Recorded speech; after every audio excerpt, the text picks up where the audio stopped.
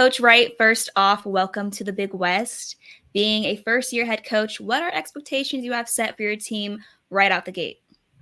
Yeah, I mean, I think for us, it's a no brainer. It's not a secret. We're young and we're inexperienced, so we kind of keep the main thing the main thing. So the main thing is just get better every day.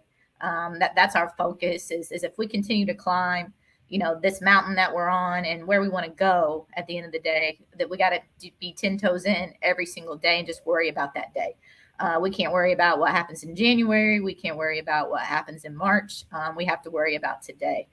So that's really the main thing. I think just with these players coming back, I have 8 that returned and they're excited to be here. They have something to prove. They have a little chip on their shoulder, which I love. Then I have 2 transfers, and they know their time's limited at the beach and they want to come in and, the hungry, they want to impact.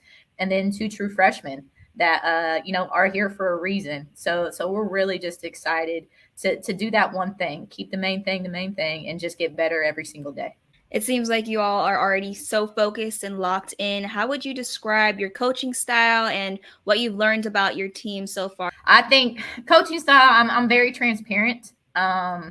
I don't like to beat around the bush. I've worked and played for several coaches. And I think the main thing is really making sure your communication style is completely transparent to your players. And that's not just you directing, that's not just me directing, it's my staff having an opportunity to really own their position. So whether it's a student athlete that's owning, their position on the court, their position in classroom, position in the community, I want them to own it. I want them to really feel the value that they have, because let's be honest, we're going to have everybody be a part of this. Lindy's going to have to be a part of this and help us out.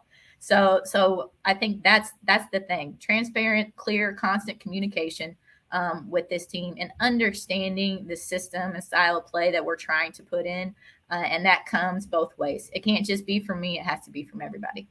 All right, Coach. So you got a very challenging schedule this season with great home games, USC, Colorado State, to name a few. Can you tell the fans a little bit about your schedule and how it'll prepare you for conference play?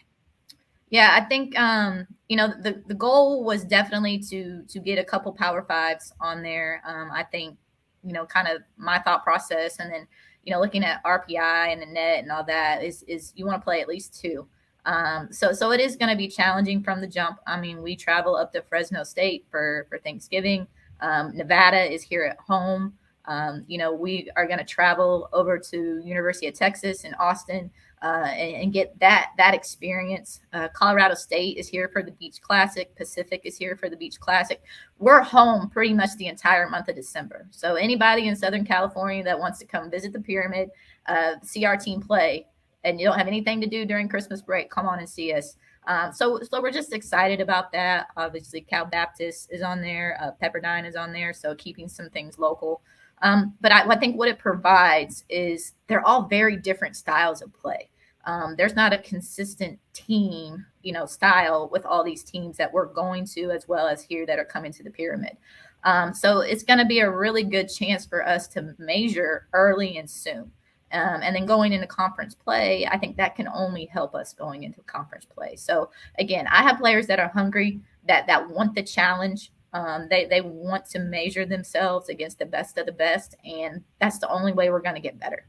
As you all get accustomed to each other as a unit, I do know that your theme for the season is fast, furious, fun. Can you explain that for us?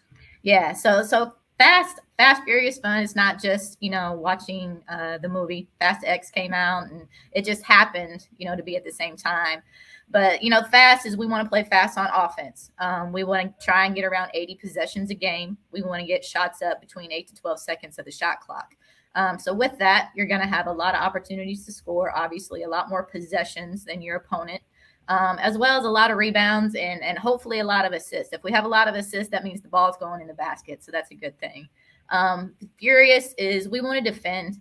We want to be that little gnat that just bugs the heck out of people. That we're just going to play a style that when people see Long Beach State on the schedule, like, oh man, we're going to have to go up against this defense that's just going to get after us for 40 minutes.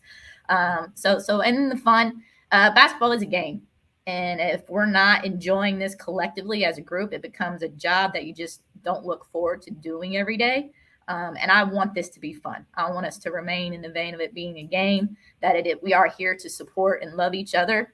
So that's really the goal of it. So my big vision, for all you basketball junkies, is to have a demon child of Jenny Baranchek at OU, with Gary Blair style at Texas A&M, and then on the other side of the ball have Bob Starkey LSU defense, mixed in with Vic Schaefer University of Texas defense. So yeah, there's a lot, in the big picture how it looks up here. So, but I know it's a step-by-step process, and I'm really looking forward to doing it with these young women that we have here. I love it. And there are key returners, including Patricia Chung and Savannah Tucker, that can certainly help push that mantra, and also a good group of newcomers. How would you say this group is looking so far on the court? Yeah, I mean, they're hungry. They are hungry, and that's from all the newbies to the returners. They have something to prove. They have a chip on their shoulder. So I think this style of play is going to allow them to showcase what they can do. And I'll be quite honest, they don't have a choice.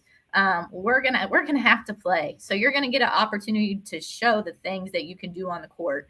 So I think that's the exciting thing for them. Again, the key is they're hungry. So when somebody's hungry for something, they want to prove something, they have that chip on their shoulder. That's a lot easier for me to coach.